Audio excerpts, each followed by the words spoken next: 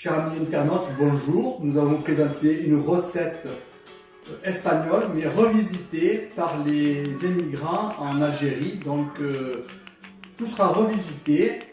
Il y en a qui vont crier parce que au scandale, mais ne vous inquiétez pas. Ça se laisse manger. Ça se laisse manger. Donc, d'abord, nous allons vous présenter les ingrédients. Jessica, mon assistante, ma fille. On commence par un petit assortiment, une petite salade de tomates et de concombres, des petites olives, des radis, des sardines à l'escabeche, des anchois pimentés, des cébettes, des olives, cornichons, de la charcuterie, Salée sèche. des harengs fumés, Alors du saumon, mais vous comprenez bien qu'à l'époque le saumon fumé n'existait pas, donc c'était tout le temps des morceaux de morue salée, du jambon ibérique, bien sûr, ça va de soi, et de la longanise, forte ou douce, c'est au choix de la personne. Donc tout ceci, tous ces accompagnements, c'est pour la semoule. Je vais vous expliquer pourquoi la semoule et non pas du pain. Ce n'est pas exhaustif. Tout le monde peut prendre un peu les ingrédients qui lui plaisent. Mais la recette reste traditionnelle quand même. Alors, généralement, les migas se mangent en hiver. C'est un plat traditionnel hivernal. Quand on tuait le porc en hiver, donc on se servait de tous ces ingrédients pour manger le reste de pain qui était cumulé tout le long de l'année. Mais en Algérie, c'était fait avec de la semoule.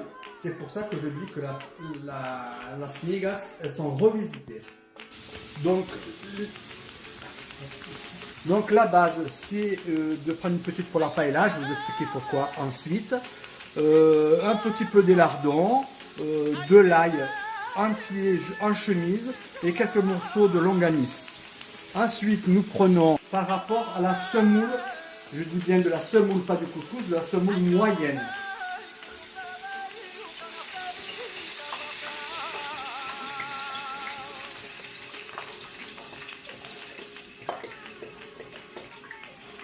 Bien sûr, l'ail en chemise ainsi que les lardons et la longanise ont été faits revenir avant. Donc il faut attendre que l'huile refroidisse pour ajouter 2 fois le volume en eau par rapport à la semoule que vous allez faire cuire.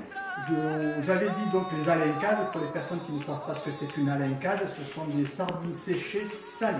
Il est impératif de prendre de la semoule moyenne comme je vous ai expliqué parce que le couscous ça ne fonctionne pas. Le prochain tuto, je vous expliquerai comment faire les sardines en escabeche. C'est un moyen de conserver les sardines plusieurs semaines au frigidaire une fois cuisinées. Donc à partir de l'ébullition du bouillon, rajoutez la semoule et répartissez-la bien. Il est impératif de vous munir d'une spatule pour gratter la semoule afin qu'elle caramélise au fond. Vous verrez, c'est le morceau qu'on se bagarre le plus pour manger.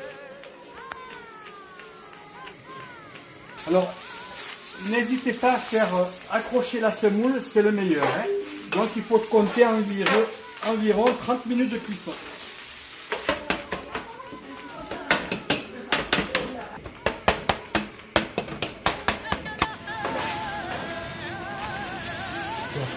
N'oubliez pas de retourner assez souvent afin que ça ne brûle pas.